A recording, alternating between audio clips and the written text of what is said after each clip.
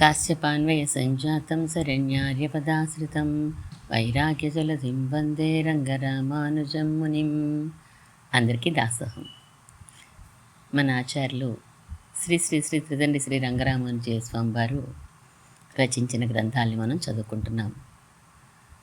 ఆయనెవరు, నేనెవరు, అదేమిటి అనే పేరుతో బ్రహ్మసూత్రాల గురించినటువంటి జ్ఞానాన్ని మనకి అందిస్తున్నారు సులభమైన పదాల్లో చర్చారూపంగా మన ఆచార్యులు. కాకినాడ జీయర్గా పిలువబడే మన ఆచార్యులు రచించిన ఈ గ్రంథంలో 11 అధ్యాయాలు మనం పూర్తి చేసుకున్నాం. 11వ అధ్యాయంలో సామానాధికరణ్యం అంటే ఏమిటి అని అడిగిన దానికి పురుషోత్తం గారు సమాధానం చెప్పారు. అందులో భేదాభిప్రాయాల గురించి పట్టాభిరామయ్య గారు మొదలైన వారు చర్చించారు. సత్యజ్ఞానం అనంతం బ్రహ్మ అనే శృతిలో గుణాలు చెప్పబడలేదు అని చెప్పి పట్టాభిరామయ్య గారు వాదించారు. వాక్యంలో ఉన్న పదాలకి ఇండైరెక్ట్ మీనింగ్ తీసుకోవచ్చు, డైరెక్ట్ మీనింగ్ అక్కర్లేదు అని పట్టాభిరామయ్య గారు అన్నారు. 12వ అధ్యాయం గురించి ఇందులో స్వామివారు ఏం చెప్తున్నారో తెలుసుకుందాం. అమ్మా, నేను ఇవాళని చీర కట్టుకుంటానే అడిగింది వినీత సౌమ్యని టిఫిన్ లేక తన గదిలో. నవ్వింది సౌమ్య. అప్పుడే ఎందుకే, ఇంకా పెద్దదానివైతే ఎలాగూ తప్పదు, సరిగ్గా నా అంటున్నావు, నువ్వు చీర కట్టుకుంటే నేనే అనుకుంటారంతా అన్నది. ప్లీజ్ ప్లీజ్ ఇవాళ ఒక్కసారే అని బ్రతిమాలి సరిగ్గా తల్లిలాగే తయారై వచ్చి హాల్లో కూర్చుంది పెన్ను పుస్తకం పట్టుకుని. పురుషోత్తం గారు, అవధాని గారు వగేరాలందరూ ఉన్నా ఎవరూ పెద్ద పట్టించుకోలేదు ఈ విషయాన్ని. శకుంతలమ్మ గారు వంటింట్లో చూస్తూనే ఆశ్చర్యపోయినారు. సౌమ్య, నోట్స్ పట్టుకుని కూర్చున్నావు, మీ ఆయనలో నీకు సడన్గా ఇంట్రెస్ట్ వచ్చిందా అన్నారు తలదించుకుని కూర్చున్న వినీతని ప్రక్క నుంచి చూసి. అప్పుడే గదిలో చూస్తున్న సౌమ్య పక్కాలో నవ్వింది. నేను చెప్పలేదే పాప, నువ్వు చీర కట్టుకుంటే అచ్చు నాలానే ఉంటావని అన్నది. ఓ నువ్వా సౌమ్య అనుకున్నాను అన్నారు శకుంతలమ్మ గారు పరీక్షగా వినీతను చూసి. వినీత కూడా నవ్వింది కొంచెం గొప్పగా. ఆడవాళ్ళకి చిన్న వయసులో ఉన్నప్పుడు పెద్దవాళ్ళలా కనిపించాలని, పెద్ద వయసులో ఉన్నప్పుడు చిన్నవాళ్ళలా కనిపించాలని ఉంటుందట అన్నారు రఘురామయ్య గారు భార్యని వినీతని చూసి. నవ్వారందరూ మరోసారి. డాక్టర్ గారు అడిగారు పట్టాభిరామయ్య గారిని. వినీతను చూసి సౌమ్య అనుకుంది అత్తయ్య, ఇది కూడా తాడు పాములా ఒక భ్రాంతి అని అంటారా అని. అవును, ఇది అలాంటిదే అన్నారు ఆయన. వినీత వెంటనే అందుకుంది. తాతయ్య గారు, ఇది అలాంటిది కాదు అన్నది నిశ్చయంగా. మరి ఎలాంటిదంటావు? దీపం జ్వాల ఉదాహరణ చెప్పాను నిన్న. ప్రత్యక్షంగా చూస్తే ఒక జ్వాల, కాస్త ఊహిస్తే అనేక జ్వాలలు అని చెప్పారు, అలా అంటావా అడిగారు డాక్టర్ గారు. ఏమో నాకు తెలియదు, కానీ డెఫినెట్గా తాడు పాము ఉదాహరణలా మాత్రం కాదు.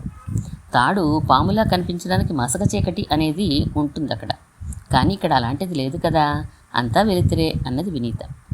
అవును, నువ్వు మీ అమ్మలా ఉన్నావు కనుక అమ్మే అని అనుకుంది అమ్మమ్మ. ఇద్దరిలో ఉండే పోలికలే ఆ భ్రాంతిని తెచ్చిపెట్టాయి అన్నారు రఘురామయ్య గారు. ఇద్దరిలో పోలికలు ఒక్కలాగే ఉన్నప్పుడు ఇది భ్రాంతి అది నిజం అని ఎలా నిర్ణయిస్తాం? ఇక్కడ మనకి వినీత ముఖం సౌమ్య ముఖం తెలుసు కనుక ఇది వినీతే సౌమ్య కాదు అన్నాం. అది భ్రాంతి ఇది యథార్థం అని నిర్ణయించాం. వినీత ఎవరో సౌమ్య ఎవరో తెలియని వారికి ఏది భ్రాంతి ఏది యథార్థం అనేది ఎలా తెలుస్తుంది అడిగారు ప్రసాదరావు గారు. బహుశా జ్వాల ఉదాహరణ పనికి వస్తుందేమో. ఒకే పెద్ద జ్వాల కనిపించింది, ఊహచేత అనేక చిన్న జ్వాలలు ఉన్నాయని తెలిసింది.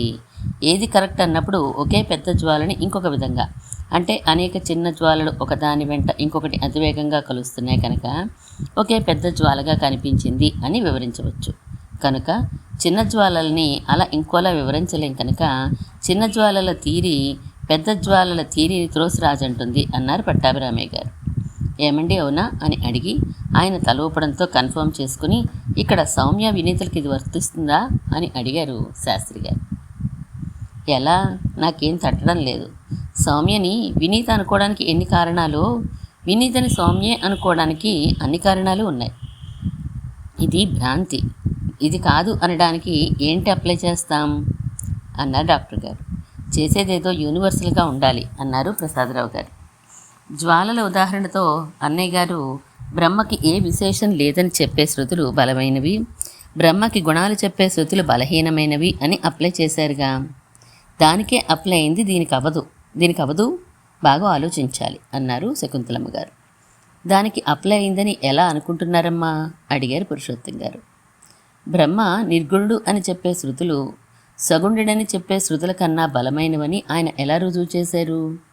సగుణుడు అని చెప్పే శృతులని ఇంకో విధంగా, అంటే భేదభావంలో ఉన్నవారికి అలా తోచవచ్చు అని ఎక్స్ప్లెయిన్ చేయవచ్చు కనుక, నిర్గుణుడు అని చెప్పే శృతులని అలా ఇంకో విధంగా ఎక్స్ప్లెయిన్ చేయడం కుదరదు కనుక నిర్గుణ శృతులు బలమైనవి అని అన్నారు. మరి నేను వారు చెప్పిన సదేవ సౌమ్య ఇదమగ్ర ఆసీత్ అనే నిర్గుణ శృతిని, పోని సజాతీయ విజాతీయ స్వగత భేదాలు లేవని వారు అర్థం చెప్పే శృతిని ఇంకో విధంగా చెప్పానుగా, గుర్తులేదు? ఆ వాక్యం ఆ టాపిక్కి సంబంధించిందే కదా, ఉపాదాన నిమిత్త సహకారి కారణాలని చెప్పేది అని వివరించాను కదా, అంటే ఇంకో విధంగా ఎక్స్ప్లెయిన్ చేయగలిగాను కదా. అలాగే ఆయన చూపిన నిర్గుణ శృతులన్నిటికీ నేను వేరే ఎక్స్ప్లెనేషన్ ఇవ్వగలను. అప్పుడు నిర్గుణ శృతులు సగుణ శృతులని తోసిరాజంటాయని ఎలా చెప్పగలరు? నిలదీసి అడిగారు పురుషోత్తం గారు శకుంతలమ్మ గారి వైపు చూస్తూ. తన వైపు చూడకపోయినా అది తనని వేసిన ప్రశ్నే అని పట్టాభిరామయ్య గారు గ్రహించారు. వెంటనే అందుకున్నారు. నిర్గుణ శృతులు సగుణ శృతులని తోసిరాజనడాన్ని సమర్థిస్తూ పూర్వమీమాంసలోని పూర్వాపరచ్ఛేద న్యాయం కదూ నేను ప్రధానంగా చూపించాను. పోని అది అలా ఉండనివ్వండి. మీ ఉద్దేశంలో బ్రహ్మ నిర్విశేషం కాదా? స్వగత విజాతీయ సజాతీయ భేదాలు కూడా లేనివాడు కాదా? ఆయనకి గుణాలు ఉన్నాయంటారా? రూపం ఉందంటారా? పేరు ఉందంటారా? చకచకా ప్రశ్నలు అనే బాణాలను వేశారు పురుషోత్తం గారి మీద. నేనెవరిని అనడానికి? శృతి చెప్తోంది అన్నారు. ఆ బాణాల నుండి తనని కాపాడుకోవడానికి వేదం వేదాంతం అనే డాల్ని అడ్డుపెట్టుకుని పురుషోత్తం గారు. మీరు ఉపయోగించిన పూర్వాపరచ్ఛేద న్యాయం ఇక్కడ అవసరమా లేదా, కుదురుతుందా లేదా అనే విషయాన్ని తర్వాత చర్చిద్దాం. ముందు మీరు స్వగత సజాతీయ విజాతీయ భేదాలు లేవు బ్రహ్మకి అని చెప్తున్న సదేవ సౌమ్య శృతిని తీయండి అన్నారు పురుషోత్తం గారు. పురుషోత్తం గారు మాట తీరు చూసి ఇంపార్టెంట్ విషయాలు బయలుదేరుతున్నాయి అని అనుకున్నారు. ఇది వరకు ఆయనతో బాగా పరిచయం ఉన్నవారు అందరూ. సదేవ సౌమ్య ఇదమగ్ర ఆసీత్ అనేది సామవేదానికి చెందిన చాందోగ్యోపనిషత్తులోనిది. ఏం చెప్తోంది ఈ శృతి? డైరెక్ట్ మీనింగ్ చూడండి. ఇదం అగ్రే సౌమ్య సదేవ ఆసీత్. దీనికి ముందర అంటే సృష్టికి ముందర సత్ అనేదే ఉన్నది అని అర్థం. శుక్ల యజుర్వేదం బృహదారణ్యక ఉపనిషత్తులో బ్రహ్మవా ఇదమగ్ర ఆసీత్ అని ఉన్నది. అంటే అర్థం బ్రహ్మే కదా దీనికి ముందు, అంటే సృష్టికి ముందు ఉన్నది అని అర్థం. రెండు శృతులలోనూ రెండు విధాలుగా చెప్పారు. అక్కడ సత్, ఇక్కడ బ్రహ్మ ఉన్నాయన్నారు సృష్టికి ముందర. ఇప్పుడు చెప్పండి, సృష్టికి ముందు సత్ ఉన్నది అని అనుకోవాలా, బ్రహ్మ ఉన్నది అని అనుకోవాలా అడిగారు పురుషోత్తం గారు. దీనిలో వింతేముంది? అన్ని ఉపనిషద్ వాక్యాలు ఒకే విషయాన్ని చెప్తాయి కనుక వాటి మధ్య వైరుధ్యాలు తొలగించడమే సమన్వయం కనుక, అందుకే మనం ఇక్కడ కూర్చున్నది కూడా కనుక, అందుకే బ్రహ్మసూత్రాలు బయలుదేరింది కూడా కనుక, సృష్టికి ముందర ఉన్నది ఒకటే అని ఒప్పుకున్నాం కనుక, చాందోగ్యంలో సత్ అనే పేరు చేత చెప్పబడినదే బృహదారణ్యకంలో బ్రహ్మ శబ్దం చేత కూడా చెప్పబడుతోంది అని అనాలి. సత్ అన్నా బ్రహ్మ అన్నా ఒక్కటే అన్నారు పట్టాభిరామయ్య గారు. నేను ఇదివరకే చెప్పాను, బ్రహ్మ సత్ ఒకటే అని మీరు వినిపించుకోలేదేమో అని కలిపారు నెమ్మదిగా. గుడ్. సత్ బ్రహ్మ ఒకటే అని అంగీకరించారు కదా. ఇక ఐతిరేయ ఉపనిషత్తులో ఆత్మావా ఇదమేక ఏవాగ్ర ఆసీత్ అని ఉన్నది. అంటే ఆత్మే కదా సృష్టికి ముందర ఉన్నది అని అర్థం. మరి మీరన్న ప్రకారం ఆత్మన్న సత్ అనే కదా, బ్రహ్మ అనే కదా అర్థం అడిగారు పురుషోత్తం గారు. అవును, అది నేనే చెప్పాను అన్నారు పట్టాభిరామయ్య గారు. Very good. మరి మహోపనిషత్తులో సృష్టి క్రమణం ప్రారంభించి చెప్తూ ఏకో హవై నారాయణ ఆసీత్ అని ఉంది. అంటే నారాయణుడు ఒక్కడే సృష్టికి పూర్వం ఉన్నాడు అని అర్థం. ఇప్పుడు మరి సత్తు బ్రహ్మ ఆత్మ అనే పదాలు దేనిని చెప్తాయో దానినే నారాయణ పదం చెప్పదు. అంటే ఆ బ్రహ్మ పేరు నారాయణుడు అని అనాలి కదూ అన్నారు పురుషోత్తం గారు. మాట్లాడలేదు పట్టాభిరామయ్య గారు. అవ్వాల్సిందే కాదని ఎలా అంటాం అన్నారు ప్రసాదరావు గారు. మిగిలిన వారందరూ తలడూపారు అంగీకారంగా. అప్పుడు పట్టాభిరామయ్య గారు అన్నారు, పోనీ అలా అందాం, తప్పేం? నారాయణుడు అంటే సమస్తమునకు ఆధారమైన వాడు అని కదా అర్థం. నేను చెప్పిన నిర్విశేష బ్రహ్మ ఆధారంగానే అధిష్టానంగానే ఈ సమస్తము ఉందని సరిపోతుందిగా. ఇంతలో ఏం తేడా అని. అటువంటి నారాయణుని గురించే శృతి నారాయణ అనువాకంలో శ్రీశ్చతే లక్ష్మీశ్చ పత్న్యౌ అన్నది. అంటే భూదేవి శ్రీదేవి నీకు భార్యలు అని అర్థం అని ఆగారు పురుషోత్తం గారు స్పందన చూద్దామని. సరిపోయింది కదా అన్నయ్య గారు, నారాయణమూర్తి ఇద్దరు భార్యలు మనం రోజు కొలిచేవారేగా అన్నారు శకుంతలమ్మ గారు. యమంతః సముద్రే కవయో వయంతి అనే మహానారాయణ ఉపనిషత్తు రుక్కు ఏ పరమాత్మని సముద్ర మధ్యంలో ఉన్నవాడిగా ఋషులు ధ్యానిస్తున్నారో అని అర్థమిచ్చే ఆ నారాయణుని లక్షణాలని చెప్తుంది. ఇవన్నీ ఇలా ఉంటే బ్రహ్మ నిర్గుణుడు నిర్విశేషుడు అని ఎలా చెప్తారు మీరు అడిగారు పురుషోత్తం గారు. అసలు ఉపనిషద్వాక్య సమన్వయం అంటే ఇలా ఉండాలి. ఆయా వాక్యాలు తీసుకుని విరోధాలు పరిహరిస్తూ అసలు విషయాన్ని రాబట్టాలి అన్నారు శాస్త్రి గారు. నారాయణుడు ఇద్దరు భార్యలు సముద్రంలో పవళిస్తాడు. అర్థం లేని ఈ ఆలోచనలన్నీ బ్రహ్మకి ఎలా అంటగడుతున్నారో నాకు తెలియడం లేదు. కొంచెమైనా రీజనబుల్గా ఆలోచించడం లేదు మీరు. మనలాగే పెళ్ళాం పిల్లలు ఇల్లు వాకిలి ఇదంతా బ్రహ్మకి ఉండడమేంటి? కామన్ సెన్స్ కూడా ఒప్పుకోదు. బ్రహ్మ మనకన్నా అన్ని విధాలా విలక్షణం అవ్వాలి అన్నారు చిరాగ్గా పట్టాభిరామయ్య గారు. పట్టాభిరామయ్య గారు, మనం రీజనబుల్ థింకింగ్ అని కూర్చున్నామా, ఉపనిషత్తులు ఏం చెప్తున్నాయో తెలుసుకుందామని కూర్చున్నామా అడిగారు అవధాని గారు. ఉపనిషత్తుల నుంచి ఇప్పుడు పురుషోత్తం గారు చెప్పిన వాక్యాల్ని ఖండిస్తూ ఉన్న వాక్యాలు చెప్పరా ఒరే పట్టాభి, రీజనబుల్గాను కామన్ సెన్స్గాను ఉండడం అంటే అదే అన్నారు రఘురామయ్య గారు. భేదం అనేది ఏ ప్రమాణం చేతను నిరూపించలేమని, అభేదం అనేదే లేదని నిరూపించానుగా. ఇక నారాయణుడు భార్యలు అంటూ భేదం ప్రసక్తి ఎలా తెస్తున్నారు? అది కామన్ సెన్సేనంటావా అడిగారు పట్టాభిరామయ్య గారు. మీరు నిరూపించానని అంటున్నారు కానివ్వండి, శృతులు వదిలి లాజిక్లోకే వద్దాం. మీరు చూపించిన లాంటి యుక్తులతోనే భేదం అనేది లోకంలో ఉందని నిరూపిస్తాను. శబ్ద ప్రమాణం భేదాన్నే చెప్తుందని ఇదివరకే చెప్పానుగా అన్నారు పురుషోత్తం గారు. శబ్ద ప్రమాణం వరకు అవసరం లేదు, ప్రత్యక్షమే భేదాన్ని నిరూపించలేదని నేను చెప్పానుగా. ఇక మీ తరం కాదు, భేదం ఉంది లోకంలో నిరూపించడం అన్నారు పట్టాభిరామయ్య గారు. లాయర్లకు అలవాటైన తీరులో జడ్జిలు నాకట్టుకునే చాలనాలతో చేతిలో ఉన్న పుస్తకం కళ్ళజోళ్ళని టీపాయ్ మీద పడేసి నిశ్చింతగా వెనక్కి వాలి కూర్చుంటూ.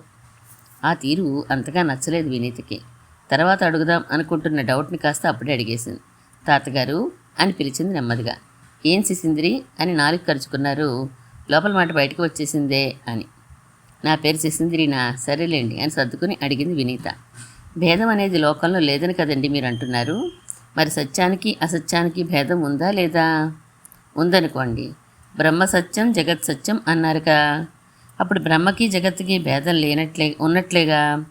సత్యానికి అసత్యానికి భేదం లేదన్నారనుకోండి. ఆ పదాలు ఉపయోగించి మీరు బిల్డప్ చేసిందంతా వేస్ట్. హ్యాట్స్ ఆఫ్ అంటూ డాక్టర్ గారు తనకి దగ్గరలోనే ప్రక్క సోఫాలో కూర్చుని వినీత తల మీద ముద్దుగా చిన్న దెబ్బ కొట్టి తన సంతోషాన్ని వెలిబొచ్చారు. పట్టాభిరామయ్య గారు కూడా నవ్వుతూ, భలే తెలివైన దానివే కానీ అని వివరించబోతుంటే అడ్డుకున్నారు పురుషోత్తం గారు. ఆ పిల్లతో తర్వాత వాదిద్దాం, ప్రత్యక్షం భేదాన్ని నిరూపించలేదని మీరు అన్న మాటని నేను కాదంటున్నాను రండి అన్నారు పురుషోత్తం గారు. పట్టాభిరామయ్య గారు, మీరు నిరూపించడం మీ తరం కాదు అనడంతో కొంచెం చిరాకు వేసి మిగిలిన వారి భావాల్ని పట్టించుకోలేదు పురుషోత్తం గారు. ప్రారంభించారు తన వాదాన్ని. ప్రత్యక్షం అనేది ఎలా ఉంటుంది? జాగ్రత్తగా ఆలోచిస్తే అది రెండు రకాలు. ఏదైనా వస్తువుని జీవితంలో మొట్టమొదటిసారి చూడడం అనేది ఒక రకమైతే, అది వరకు చూసిన దానినే మరలా చూడడం ఇంకో రకం. అవునా? జీవితంలో తప్పనిసరిగా కొన్ని వస్తువుల్ని మొట్టమొదటిసారి చూస్తాం.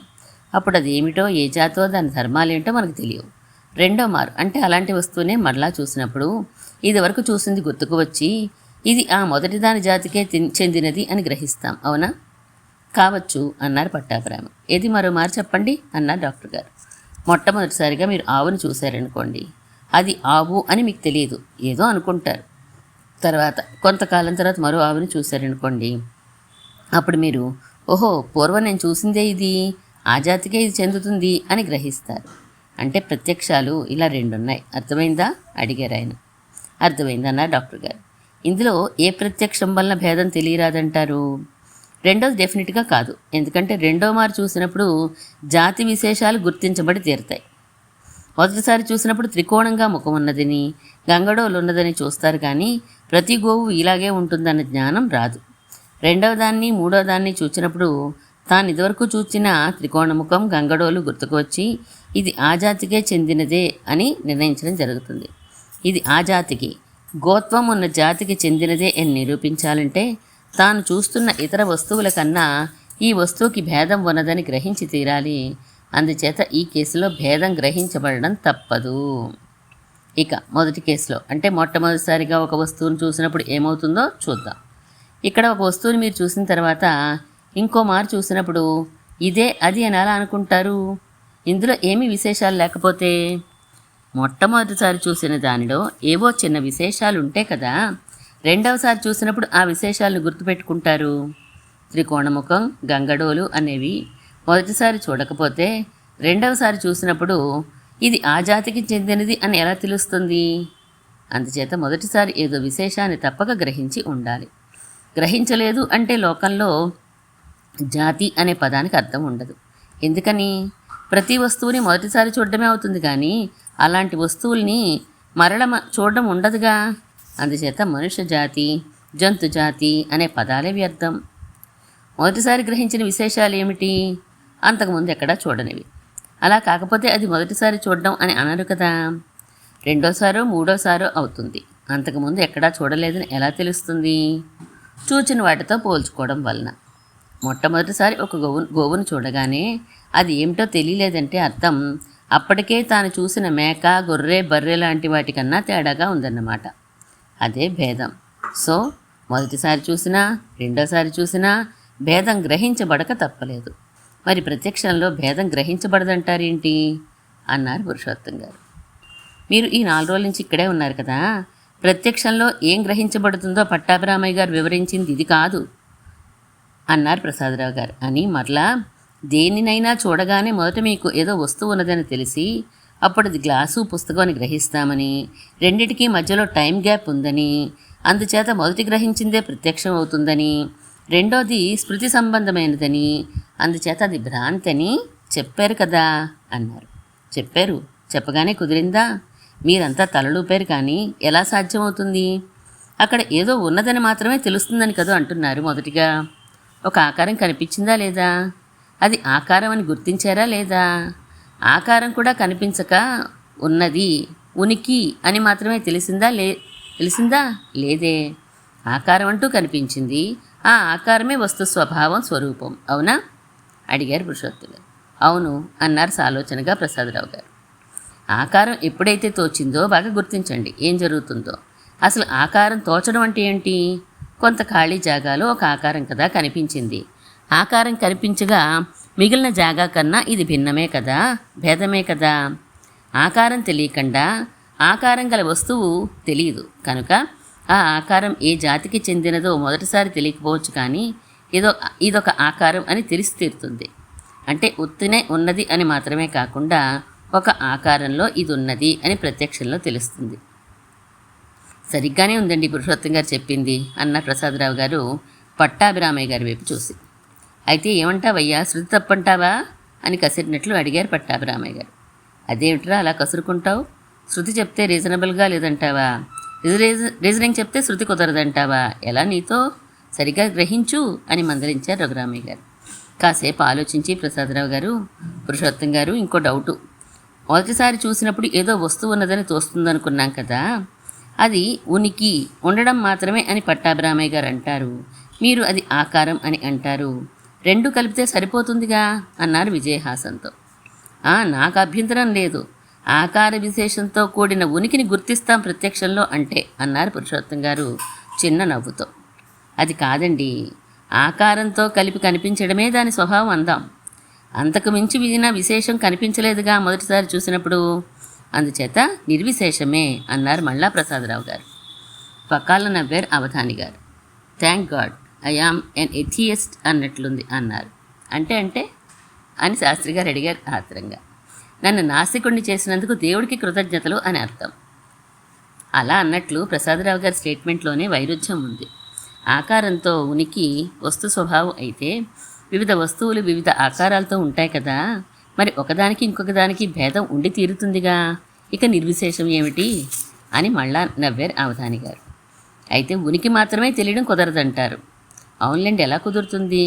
దాని ప్రత్యేకమైన జాతితో కూడిన ఆకారం కదా తెలుస్తుంది.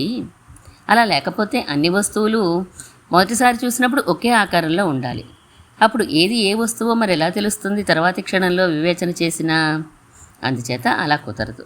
ఉనికి, ఆకారం, జాతి కూడా ఒకేసారి తెలిసి తీరుతాయి అన్నారు ప్రసాదరావు గారు. భేదం ఉన్నట్లే కనిపిస్తోంది, నిర్విశేషం అవదేమో అనుకున్నారు మనసులో. అంటే ఆకారం, జాతి వగైరాలు వస్తువు ధర్మాలో గుణాలో అంటారా అడిగారు శాస్త్రి గారు. అంతే అన్నారు పురుషోత్తం గారు. మరి వస్తు స్వరూపానికి భేదం ధర్మం అయితే భేద స్వరూపం భేదం అని వచ్చేసి అనవస్థా దోషం, భేదం చేత వస్తువుని, వస్తువు చేత భేదాన్ని తెలుసుకోవలసి రావడం లాంటి అన్యోన్యాశ్రయ దోషం వస్తాయని అనుకున్నామే అన్నారు డాక్టర్ గారు. ఎందుకు వస్తాయి? అనుభూతి ఎలా తెలుస్తుంది అని అన్నప్పుడు పట్టాభిరామి గారు ఒక వాదన చెప్పారు, గుర్తుందా? గుర్తు తెచ్చుకోండి. అనుభూతిని తెలుసుకునేవాడు ఉండడు, అనుభూతే ఇతరులను తెలుపుతుంది. ఎలా అంటే రంగు రూపంలాగా అని ఓ ఉదాహరణ చెప్పారు. నల్లటి రూపం గల వస్తువుల్ని తెల్లటి దానికన్నా వేరుని గ్రహిస్తా, రూపం లేదా రంగుని బట్టి. కానీ ఆ రూపాన్ని రంగుని పసికట్టడానికి ఇంకొకటి అవసరం లేదన్నారు. అవునా అన్నారు పురుషోత్తం గారు. అవును, గుర్తుకొచ్చింది అన్నారు డాక్టర్ గారు. అలాగే ఇక్కడ కూడా ఏ భేదం అయితే వస్తువుని ఇంకొక వస్తువు కన్నా వేరుగా నిరూపించి చూపుతుందో ఆ భేదాన్ని పసికట్టడానికి ఇంకొకటి అవసరం లేదు. అందుచేత అనవస్థా దోషం లేదు. భేదం ధర్మం భేదం అని వస్తుందని, అందుకోసం మూడో ధర్మం కావాలని కూడా అనుకోనవసరం లేదు. వస్తుభేదమే దాని నిరూపకం. అంటే అన్యోన్య ఆశ్రయ దోషం కూడా లేదు అని అన్నారు పురుషోత్తం గారు. కాదండి, ప్రత్యక్ష జ్ఞానము క్షణమే ఉంటుందన్నారు కదా, మరి ఆ క్షణంలోనే వస్తువు ఉందని భేదాన్ని కూడా చెప్పగలరా డాక్టర్ గారు అడిగారు. ఎందుకు చెప్పలేరు? వస్తువు ఉండడం భేదం అంటూ రెండు విడివిడిగా కాదు, ఒకసారే తెలుస్తాయి. ఇక ఆ తర్వాతి క్షణంలో అది చెప్పేది ఇంకే ఉంటుంది అన్నారు పురుషోత్తం గారు. నిజమే డాక్టర్ గారు, బాగా ఆలోచించండి. వస్తువు ఆకారం కానీ జాతి కానీ మొదటి చూపులోనే తెలియని పక్షంలో, కేవలం ఉన్నది అని మాత్రమే తెలిసే పక్షంలో గుర్రాన్ని వెతుకుతూ వెళ్ళిన వాడు గేదెను చూసి జాతి ఆకారాలు తెలియలేదు కనుక మొదటి చూపు అవగానే దొరికిందండి అని తిరిగి రావాలి. వస్తున్నాడా అడిగారు అవధాని గారు. కిసుక్కుమని నవ్వింది వినీత ఆ ఉదాహరణకి. ఒళ్ళు మండింది ప్రసాదరావు గారికి ఆ నవ్వు విని. ఎందుకో పాప సీరియస్గా ఉండు అని ఒక కసురు కసిరి, మొదటి చూపుకి రెండో చూపుకి ఏమంత వ్యత్యాసం ఉంటుందని, గుర్రాన్ని మొదటి చూపులో చూసి వెనుదిరిగిపోయే లోపల భేదం గోచరించి ఉండవచ్చు, ఇదొక లోటా ఈ విషయంలో అన్నారు. వస్తువుని చూడగానే పేరు గుర్తుకు రావడం చాలా సహజం. ఆవుని చూడగానే ఇది ఆవు అని గుర్తుకురాదు. కారణం వాచ్య వాచక సంబంధం. పదార్థాన్ని చూడగానే పేరు, పేరు వినగానే పదార్థం గుర్తుకు వచ్చి తీరుతాయి. ఇది అందరి అనుభవమే, కాదనలేరు కదా ఎవరు. మరి ఇప్పుడు వస్తువుని చూడగానే ఉనికి ఉండడం మాత్రమే తెలిస్తే అప్పుడు ఆ ఉండడం అనేది మాత్రమే ఆ వస్తువు పేరుకి కారణం అవ్వాలి. మరి ఆ ఉనికి అనేది కామన్గా అన్ని పదార్థాల్లో ఉండాలిగా. అందుచేత ఒక వస్తువుని చూడగానే మనకి లోకంలో ఉన్న అన్ని పదార్థాల పేర్లు గుర్తు రావాలి అని అన్నారు పురుషోత్తం గారు. అవును, అలా రావడం లేదు. ఒక పదార్థాన్ని చూస్తే ఒక పేరే గుర్తుకు వస్తుంది అన్నారు శాస్త్రి గారు. అలా అయితే ఇంకో చిక్కు కూడా ఉంది పురుషోత్తం గారు. ఏనుగు గుర్రం రెండింటిని చూసామనుకోండి, మొదటి దానిలోనూ రెండో దానిలోనూ కూడా ఉన్నది అనేగా గ్రహిస్తాం. ఇప్పుడు రెండవది అంటే గుర్రాన్ని చూసినప్పుడు మొదటి దాన్ని చూసిన దానికన్నా భేదం గోచరించదు. అప్పుడు ఇంకా స్మృతి, జ్ఞాపక శక్తి అనే దాని అవసరమే లేదే. ఒక విషయాన్ని చూసి దాన్ని గుర్తుపెట్టుకోవాలంటే మిగిలిన వాటికన్నా దానికి భేదం ఉండాలి, లేకపోతే స్మృతి అనేదే కుదరదు. దేని చూసినా ఉన్నది ఉన్నది అని తెలిస్తే ఇక ఇలాంటిది ఏనుగు ఇలాంటిది గుర్రం అనే స్మృతి అవసరం ఏముంది అన్నారు అవధాని గారు. ఆ అనుభవానికి స్మృతికి మరి సంబంధం లేదు అన్నారు డాక్టర్ గారు. అనుభవానికి స్మృతికి మరి సంబంధం లేదు అన్నారు డాక్టర్ గారు. ఇంకో విషయం వినండి. లోకంలో వీడు గ్రుడ్డివాడు, వీడు చెవిటివాడు అని వ్యవహరిస్తున్నాం కొందరిని. ఎందుకని? చూడ్డానికి ఉపయోగించే నేత్రాలు లేవు కనుక గుడ్డివాడు, వినడానికి ఉపయోగించే చెవులు లేవు కనుక చెవిటివాడు అని. ఉన్నది ఉన్నది అనేది ఒకటే జ్ఞానం అయితే చూడడం వినడం అనే ఇన్ని రకాల జ్ఞానాలు లేకపోతే మరి గుడ్డివాడు చెవిటివాడు అన్న పదాలే దండగా. కానీ లోకంలో ఉపయోగిస్తున్నామే అన్నారు పురుషోత్తం గారు. ఉన్నది ఉన్నది అనేది మరి ఏ ఇంద్రియంతో తెలుసుకుంటాం అడిగారు ప్రసాదరావు గారు. ఏ ఇంద్రియం చెప్పేది అయినా ఉన్నది ఉన్నది అనే కదూ పట్టాభిరామయ్య గారు నిరూపించింది అన్నారు మరలా. చూద్దాం. నేత్రేంద్రియం ఏం చేస్తుంది? రూపాన్ని చూపిస్తుంది. రూపంతో పాటుగా రూపం ఉన్న పదార్థాన్ని, అదున్న స్థలాన్ని కూడా చూపిస్తుంది. అందుచేత భేదాన్ని చూపించినట్లే ఉనికిని మాత్రమే తెలిపేది కాదు. అలాగే మిగిలిన ఇంద్రియాలు అన్నీ ఏది ఉన్నది ఉన్నది ని సన్మాత్రాన్ని చూపించి వదిలేవి కావు, అన్నీ భేదాన్ని చూపించేవే అవుతాయి అన్నారు పురుషోత్తం గారు. తాతయ్య గారు ఇంకో మాట, మీరు ఇదివరకు చెప్పిన ప్రకారం వేదం ఇతర ప్రమాణాలకి అందని విషయాల్ని కదా తెలుపుతుందన్నారు. మరి నిర్విశేష బ్రహ్మ ప్రత్యక్షానికే దొరికిపోతే మరి వేదం ఎందుకు? అది చదువుకుని తెలుసుకునేదేముంటుంది అని అన్నది వినీత. గుడ్, అవునమ్మా. ప్రత్యక్షం చేత మాత్రమే నిర్విశేష బ్రహ్మ తెలిస్తే అని పురుషోత్తం గారు అనబోతుంటే ప్రసాదరావు గారు అడ్డుకున్నారు. ప్రత్యక్షం చేత నిర్విశేష బ్రహ్మ తెలుస్తుందని ఎవరన్నారు పాప అని. ప్రత్యక్షం భేదాన్ని గ్రహించదని అన్నారు అన్నయ్య గారు. భేదాన్ని గ్రహించదంటే అర్థం నిర్విశేషాన్నే గ్రహిస్తుందని కదా. అదే కదా బ్రహ్మం అని అడిగారు శకుంతలమ్మ గారు. అని ఊరుకున్నారు ప్రసాదరావు గారు. చెప్పండి పురుషోత్తం గారు అడిగారు అవధాని గారు. ప్రత్యక్ష ప్రమాణం చేత నిర్విశేష బ్రహ్మ తెలిస్తే ఆయన జడం, నాశనం చెందే స్వభావం కలవాడు అని అవ్వాలి అన్నారు పురుషోత్తం గారు. అదేంటి ఆశ్చర్యంగా అడిగారు ప్రసాదరావు గారు. అది వేరొక జ్ఞానం చేత తెలుస్తుందో, ఏది వేరొక జ్ఞానం చేత తెలుస్తుందో అది జడం, నాశ స్వభావం కలది అని పట్టాభిరామయ్య గారే సూచించారు అన్నారు పురుషోత్తం గారు. అవునా అన్నట్లు చూశారు ప్రసాదరావు గారు ఆయన వైపు. తలూపారు ఆయన. అందుచేత వస్తువు యొక్క ఆకారము, జాతి వగైరాలే భేదం. ఆ భేదంలో ఉన్న వస్తువే ప్రత్యక్షంలో తెలుస్తుంది. గంగడోలు వగైరాలు తెలియకుండా గోవు ప్రత్యక్షం అవుతుందా? ఇది ఆ జాతికి అసాధారణం, అంటే ఇంకొక జాతిలో ఉండనిది. అదే భేదం. ఇది దీనికంటే భిన్నమైనది. గేదెలు ఆవుల కన్నా భిన్నమైనవి అని ఎలా తెలుస్తుంది? ఈ జాతి వలనే. ఇదే భేదం. ఏతావాత చెప్పవచ్చేదేమంటే ప్రత్యక్షంలో భేదం తెలియకపోవడం అనేది లేదు, అంతా సవిశేషమే కానీ నిర్విశేషం కాదు అంటూ లేచిపోయినారు పురుషోత్తం గారు. 12 అధ్యాయాలు పూర్తయినవి. తర్వాత మిగిలినవి చదువుకుందాం. శ్రీమన్మహాభూతపురే శ్రీమత్ కేశవ యజ్వర కాంతిమత్యాం ప్రసూతాయ ఇది రాజాయ మంగళం.